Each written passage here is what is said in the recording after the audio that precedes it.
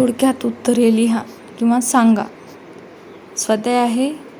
प्रश्न आहे कौलारावर काय पडत आहे? या प्रश्नाचं उत्तर आहे कौलारावर थेंब टपोरे पडत आहेत. कशाचे थेंब पडत आहेत? पावसाचे थेंब पडत आहेत. पुढील प्रश्न आहे म्हातारी ढगात हरभरे भरडते असे का म्हटले असावे?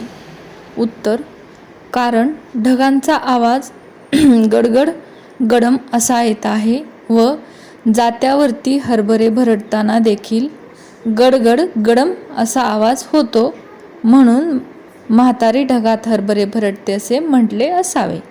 पुढील प्रश्न आहे दुसरा, काय झाले आणि कसा आवाज आला? पडघमवरती टिपरी पडली, तडम तडतड तडम. आहे ढग गडगडू लागले, गडगड गडम. प्रश्न आहे वीज कोसळली, कडम कडकड कडम. म्हणजे कसा आवाज झाला हे लिहायचं आहे. पुढील प्रश्न तिसरा, समानार्थी शब्द वाचा व लिहा. ढग, त्याचे समानार्थी शब्द आहेत मेघ आणि घन. वीज, चपला आणि विद्युत. जल, पाणी, उदक. दुसरं धरती, धरणी आणि जमीन. हे यांचे समानार्थी शब्द आहेत. प्रश्न आहे चौथा, खालील कामे करण्यासाठी तुमच्या घरी कोणत्या वस्तू वापरतात ते सांगा. हरभरे भरडण्यासाठी काय वापरतात? जातं. गहू दळण्यासाठी जातं किंवा चक्की. बाजरी पाखडण्यासाठी सूप. मसाला वाटण्यासाठी मिक्सर किंवा उखळी. ज्वारी चाळण्यासाठी काय वापरतात? चाळणी. चहा गाळण्यासाठी काय वापरतात? गाळणी.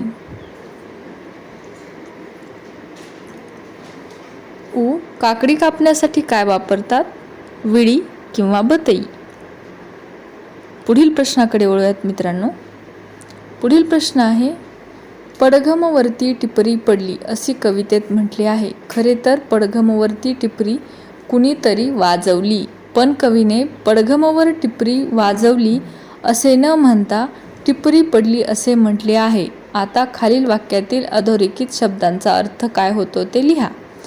उदाहरणार्थ, कुंडीतल्या रोपावर बुरशी पडली, म्हणजेच कुंडीतल्या रोपावर बुरशी वाढली किंवा बुरशी तयार झाली.